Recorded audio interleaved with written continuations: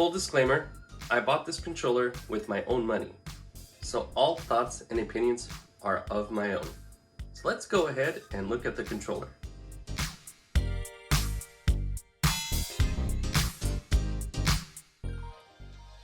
I've never owned any Turtle Beach products. Considering this was my first foray into the product lineup, the Stealth Ultra had me curious, as I never used a controller with an onboard screen that houses all your controller options. Is this controller a winner, or is it all just a bunch of fluff? We'll take a look and find out. Here, the Stealth Ultra comes with a quick startup guide to help you with all the basic connections and operations of the controller. So it's a nice little feature to have. As far as building comfort, holding the controller, it feels very light. In fact, much lighter than the Elite 2 and the DualSense Edge. The advertised weight is 246 grams, which is pretty stellar. The Elite Series 2 is the heaviest controller at 345 grams, while the DualSense Edge comes in at 322 grams. Some people may want more heft to it, but it's perfect for long play sessions. It's almost like having a pet turtle in your hands. Nothing about this feels cheap or hollow. I mean, it has a very gorgeous looking display, and it comes with a gray, black, and bronze finish throughout. I mean, look at that. And then you can see the RGB all around the controller. The thumbsticks are finished in a silver coating plastic at the bottom with a black matte finish here on the side and rubber tops. Now they're Hall effect joysticks, and while the controller here says anti-drift, that's actually false. It will greatly, and I mean greatly, reduce the likelihood of stick drift. These companies need to start advertising the truth instead of giving us all these lies. The thumbstick caps are smaller than most controllers. The one big downside that this controller has is that it comes with no extra thumbsticks. At this price point, why couldn't they at least add extra thumbsticks? It wouldn't hurt, I think.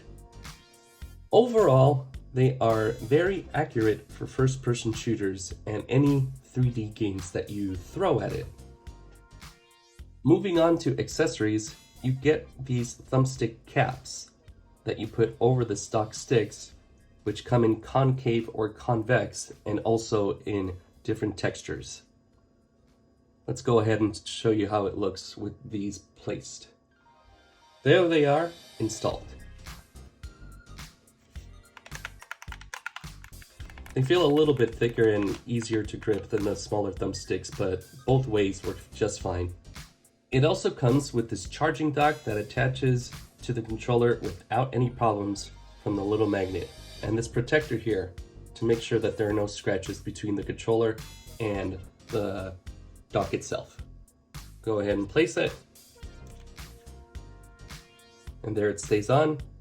Probably one of the easiest docks to place the controller on that I've ever tested. It also comes with this carrying case, which has a really nice material, almost like an Alcantara touch to it. Taking a look at it inside, very suede-like. Very, very suede. I've never seen anything like this in protective cases, so this is a great change of scenery. And then you have your run-of-the-mill 2.4 gigahertz dongle, which can also attach to the dock for storage.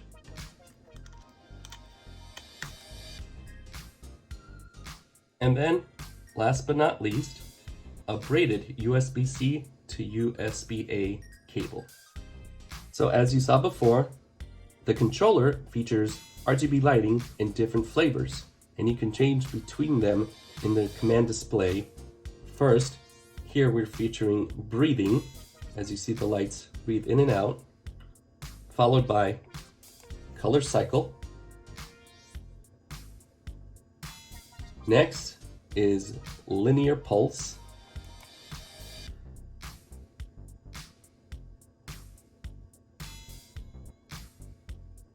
Then you have dynamic.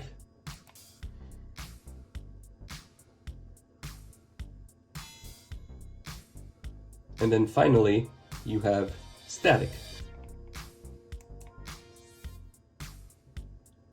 The Stealth Ultra also comes with a 3.5mm audio jack, and it comes with a unique feature called superhuman hearing that Turtle Beach calls.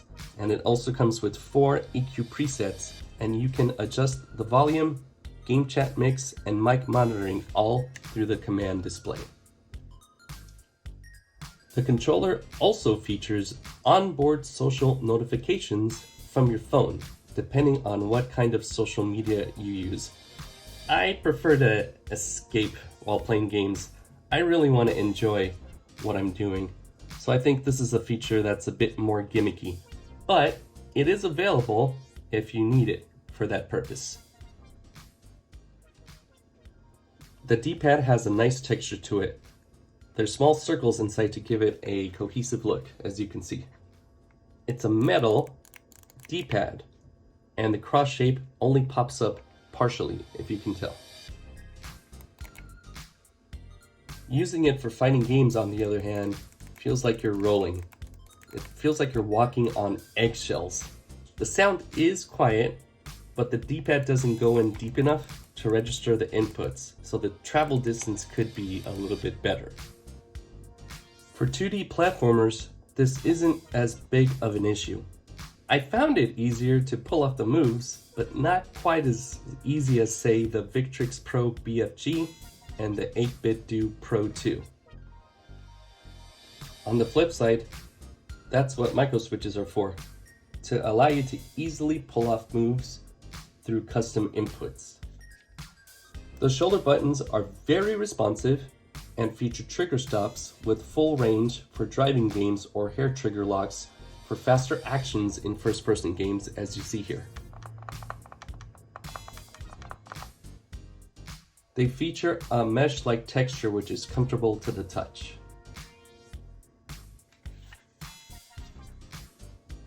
So the back buttons use the same materials as the shoulder buttons, plastic but with a refined feel, and have a short travel distance. They can be remapped or be used as macros through the command display. In a separate video, hopefully I'll be able to provide you guys a tutorial on how to make the macros. So according to Turtle Beach's website, the controller averages about 30 hours, but on my testing it averaged about 18 hours, which was a bit shocking, so to speak. A bit of a short fuse, if you will. But hopefully in a future firmware update, they can actually improve on the battery life. Now, just a warning, the Stealth Ultra gave me a lot of troubles when connecting wirelessly and in wired mode. Sometimes it wants to pair, and sometimes it doesn't want to. So I will do my best to show you how to pair both modes using the dongle and in Bluetooth. But if it doesn't work out, please bear with me.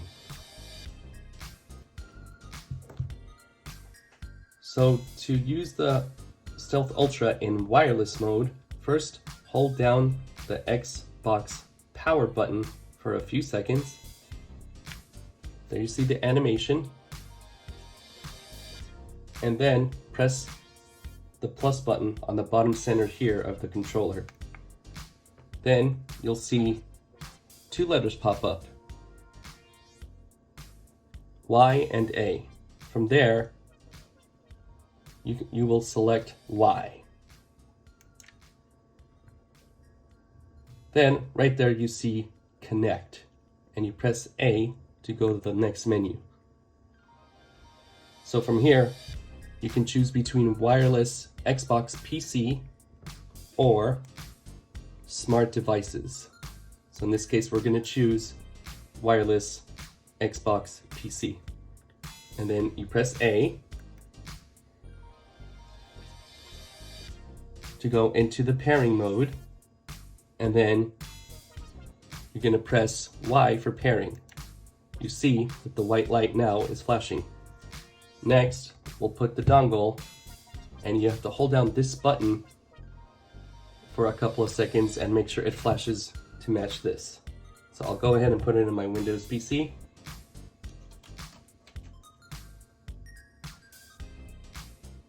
Okay, now it's flashing, and hopefully it'll be pairing.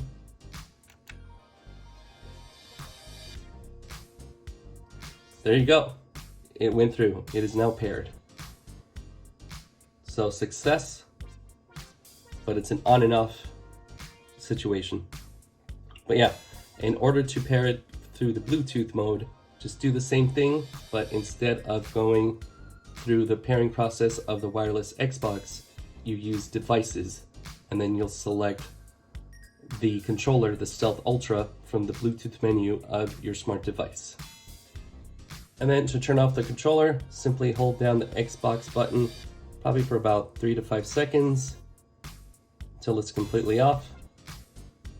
There you go. So now we'll do some quick gameplay testing, probably about 20 to 30 seconds worth for each game.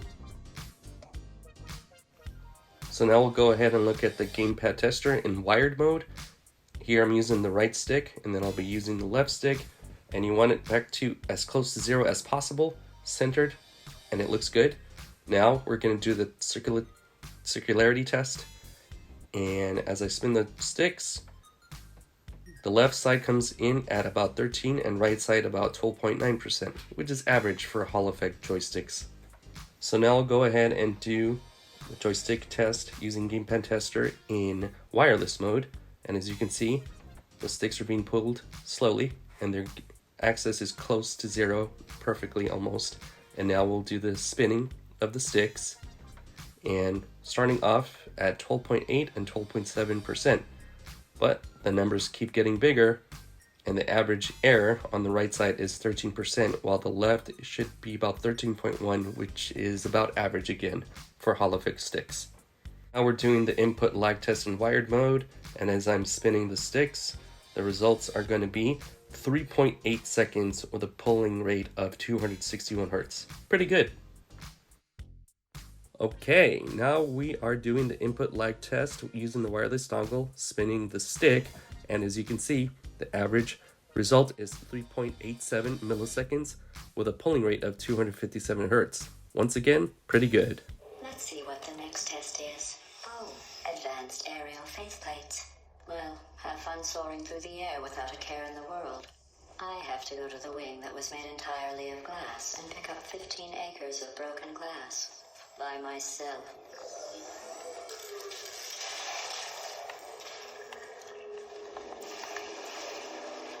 So as you can see, when it comes to playing 3D games, it's pretty responsive, pretty accurate. I'm not using the aim assist that comes with the game, but at least you can get a picture of how the controller functions when it comes to playing the first person. Could be puzzle or shooter, depending on your preference. So now we'll play a 2D game of Metal Slug X.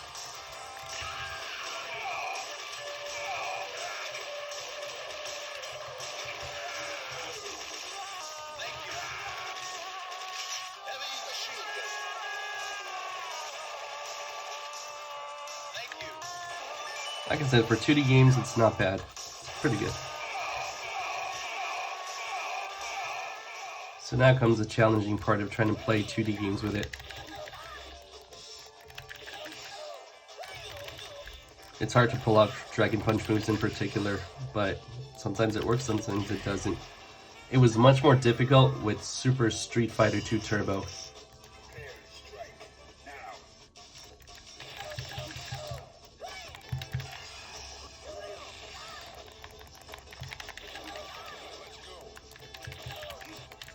Can't always pull off the fireball. So there you go.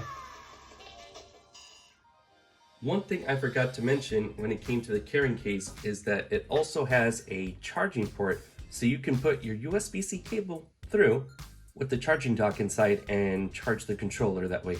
So it's a cool little convenient feature. Now for some final thoughts. For $200, Turtle Beach sure is asking for a whole lot of money. it's all going towards the little screen and the RGB lighting.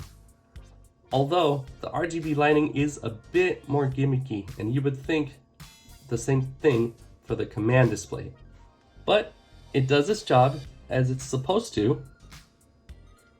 But having the connection issues that I've had when connecting it to the wireless dongle, it being cut out during wired mode while I was using the PC, the inconsistent D-pad, and something that I didn't mention, the RT button wasn't working out of the box until I used the recalibration feature.